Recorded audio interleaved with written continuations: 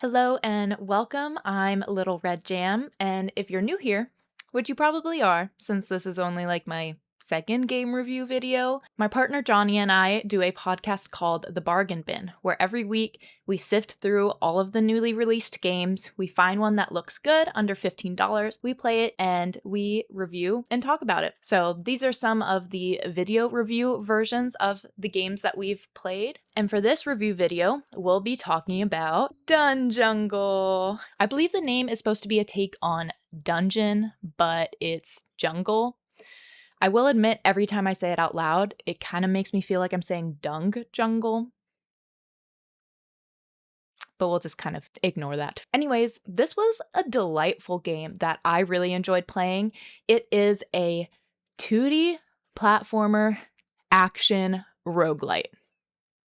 I think I got all of those. And the game's premise is that essentially you are a monkey whose forest has been corrupted by an evil spirit. So basically at the end of the tutorial, this evil spirit comes, it corrupts all your friends and they become evil and start wanting to attack you. And then the premise of the game is that you are traveling through different levels and layers, chasing after this spirit, I guess trying to destroy it and cleanse your forest. A lot of people in the reviews of this game mentioned that it scratches the same itch as Dead Cells. I played a little bit of this game myself just to see how that comparison held up, and I will admit that the mechanics are pretty identical. You get to use the secondary weapons, the primary weapon. You can find different weapons as you're going through the levels. A lot of the status effects that weapons or mods can have are very similar. And so if you've played and enjoyed a game like Dead Cells, it's highly likely that you'll like a game like this if you're looking for something that plays very similarly. Now, I will say that the story and graphics and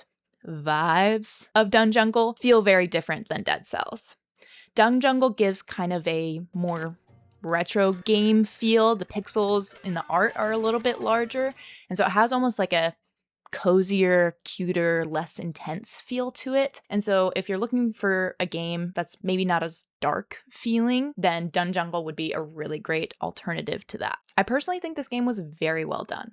There's so much to discover, and that was one of my favorite parts of the game. I feel like every run there was something new being introduced, whether it was just a sneak peek of enemies in a lair that I hadn't unlocked yet, or a new room that was popping up, or even 10 runs in when I thought I had covered most of everything. There'd just be like some random thing that pops up that would make me smile again, because it was just like, what the heck is this? And that was one of my favorite aspects of the game. No matter how deep in it you were, there were always new things to discover that had me feeling excited and joyful. I think the roguelite aspect is very well done. Of course, as you're going through each run, there are upgrades that you get during the run. There's gold that you can collect to buy things. And then after your run has completed, there are banana gems and diamonds that you can have collected, and those can buy the more permanent upgrades. There's a variety of weapons you can get.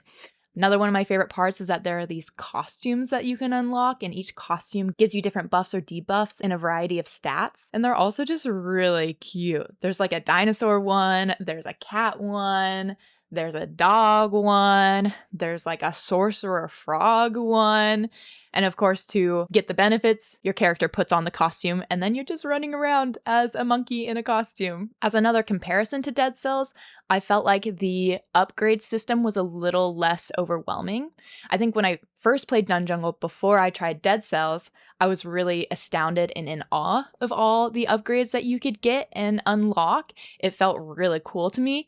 And then I tried playing Dead Cells and that was blown out of the water. I think there was an aspect to where the amount felt, again, overwhelming in Dead Cells, and it made Dunjungle feel a little bit more digestible. So I think, again, if you're looking for a game in this genre or realm that doesn't feel as time or effort consuming, then I think Dunjungle is a really good option for that. I think on the surface level, Dunjungle can appear almost a bit simple. The attack and enemy variety can appear a little flat, but I think there's actually a lot of depth to it. In each layer, there are new enemies that you can unlock and discover, and while some of the attacks attacks use the same mechanics. You know, there might be an enemy that stabs or throws a spear or shoots a glowing orb that'll hit you. There are little nuances in the different enemies that keeps it feeling engaging and challenging and different. On top of that, some of the boss patterns are pretty easy to track down and start to follow, but a way this game counteracts that is that every time you go through a lair, there are different final bosses that you can encounter. And so you're not encountering the same boss over and over again, in which case it would be pretty easy to adapt to that, figure it out, and that could make the game feel boring.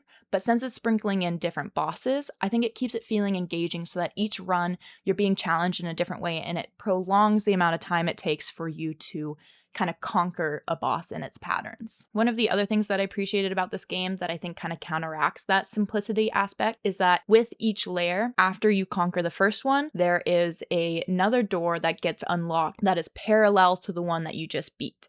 So for example, the second lair, the first room you can go into is a crypt level, and there's a door next to it, and it's locked until you conquer the crypts for the first time. Then after that, in each consecutive run, you can choose whether to go through the crypts or the new door that you've unlocked. So there are aspects like that where even though some of the layers and enemies and gameplay is a little bit more on the simple side, there are new things to unlock so that the runs don't get stale. On top of that, there is a hard mode after you complete the run in a normal mode, and after that, the hard mode introduces new patterns to the bosses, and it makes the enemies a little bit harder as well.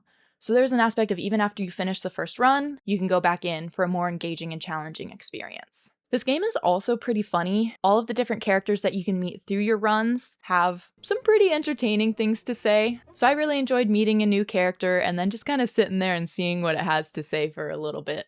One of my favorite parts of this game, which in my mind qualifies it as a cozy game, is that in each lair, there are baby monkeys that you can free and recruit to help you. And after you free them, you just pat the little monkey on the head, it jumps up with a bunch of hearts, and then it'll follow you around for the rest of the run and battle with you. And really, let's be honest, that aspect in and of itself makes this game a 10 out of 10. I also really enjoyed the sound design of this game. It felt immersive to me. I don't think I found myself really annoyed by any sounds or music as I was playing. There are sound effects for the enemies. You can make monkey noises. If you're wearing a dog costume, you'll make dog noises. The different layers have different music. Some of them are pretty jivey. So overall, I feel like that was also pretty well done. Maybe most importantly, this game is $9.99. I feel like a game this polished and of this caliber, I would expect to be closer to the $20 mark. So at the $10 mark, I think this is truly a bargain. I had, again, a ton of fun playing it. I was constantly smiling from just the things that I could discover. I would say maybe the only aspect in which you might not enjoy this game is if the style and genre just isn't up your alley, or if you think maybe the simplicity compared to a game like Dead Cells would bore you or wouldn't interest you. I think, again, there are a lot of layers to it. There's a lot of nuance, but if you really seek a lot of intricacy, then you might not enjoy this game as much. Anyways, I really enjoyed this game. If you end up playing it, let me know what you think in the comments. If you want to listen to Johnny and I talk about it a little bit more in depth and conversationally, you can listen to the Bargain Bin podcast wherever you get your podcasts. And if you've gotten this far, thanks for watching, and I'll see you next time. Bye!